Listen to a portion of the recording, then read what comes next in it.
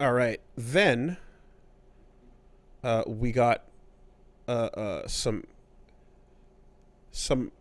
answers from Housemark uh, in regards to Returnal. So apparently, they found out about the $70 price tag at the same time as everyone else. Sony's decision to up the retail costs surprised even them, as their usual games were in the $20 and so range. They were showing off versions of this game to Sony, and Sony was very impressed with what they were making over time, and gave them more and more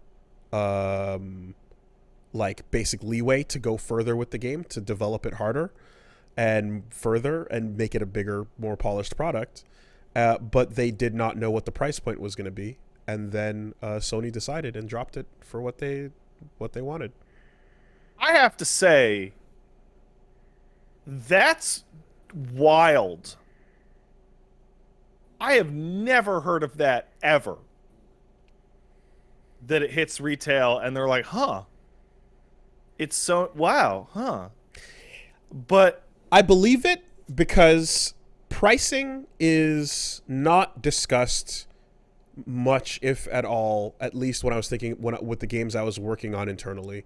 Um, so, but when you have a publisher, they're gonna decide things. So if your publisher is really really tight with your developer, and or if you're literally in the same building, it might be easier to come across that type of information.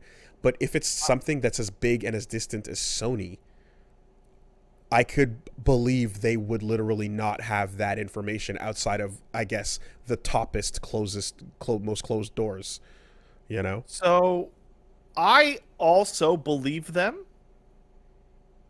However, this is a massive failure of communication on both sides of management because the cost of the game is something I would expect to go into the pitch. Like literally step one is how much is this going to cost? Probably, And and in even fact, beyond that, right? mhm. Like But expanding out from that, if the publisher decides to charge more for it, they can. yeah, no, totally. But also, like, if you're like working on the game and you're talking with your other developers, and you're like, okay, so we pitched it as like a $25 game after 8 months of work, and we've been working on it for 6 years or whatever the fuck it is. Like you, at some point, someone from Sony goes, we gave you guys a lot of dollars, right? The discussion should probably happen before they find out at the same time as everyone else does. Um, Like it's on Sony for not telling them or having any discussion at all, mhm. but also like management at Housemark didn't ask anyone once what the game was going to cost. They said is they continually impressed Sony with their internal demos, and Sony were funding the game, and with each demo, they got a little more availability to scope out and grow the game. So essentially, they got more money from Sony as Sony was more and more impressed with it. You know. This makes the save game discussion completely different. Because one of the biggest points against, like, how come I just lose my run or my save or whatever in this triple A $70 game that I bought, and the response is I don't know, lol, and now it's like I don't know, lol, and also we didn't know it was going to be $70. Yeah. Not to, and also, but What the fuck are you guys doing? they didn't say what they thought it was going to be. They just said that they didn't know that was going to be the case. You know, so it's a weird fucking thing, but that explains at least part of the mystery of how fucking expensive this game was. You know. We talked about the save thing last week about like their statement on it. Mm-hmm. Mm-hmm. Because there's been nothing since, and like, man, that game is super not going to get a new save system. Yeah, I closed the run to start Strive up when the beta went live, and I'm kind of not motivated to go back until they fix this. Because It might be a real long time. yeah. But I've like, that's 3 times now that I've had like good runs interrupted by not my death, you know? I mean, Wooly, you've worked in the and you used to work in directly in the industry for a long time, and I'm under the impression that if your game save system is fucked up and you have to redo the whole thing from scratch, that is like the single most fucked up thing you can ask for. It is if there is a save system to begin with. If there is no save system, then nothing is happening outside of the intended design. Well, there is one because the game does save the game when you But it doesn't when you maintain your progress. It's just a system save.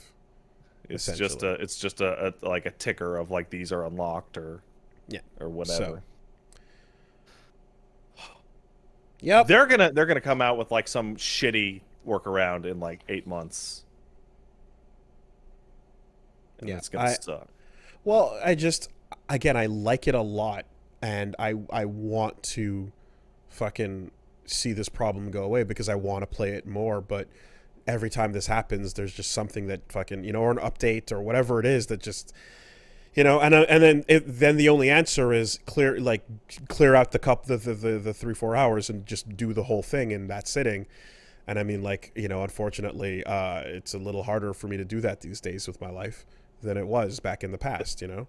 I just saw something in the chat that somebody said just go back to passwords, and like there are legitimate advantages to that approach 1,000,000%. over this thing, which is like the stupidest possible like end state. It's Because I'm thinking of like, well, a password you could just, if you lost all your shit, you could just skip to the part where you were at. Yeah. Or you can even like give your friend your password and trade them for fun purposes and try out cool runs and stuff.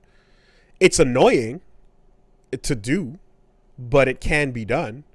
And any game that has a seeding system where you can type in a specific seed and get a particular fun thing and then save it and be like, oh, yo, check this out. With a roguelike, especially, that's an extra degree of like, asymmetrical multiplayer fun that you can have by, saving a particularly fun seed and sharing that with your friends. So why not, Ugh.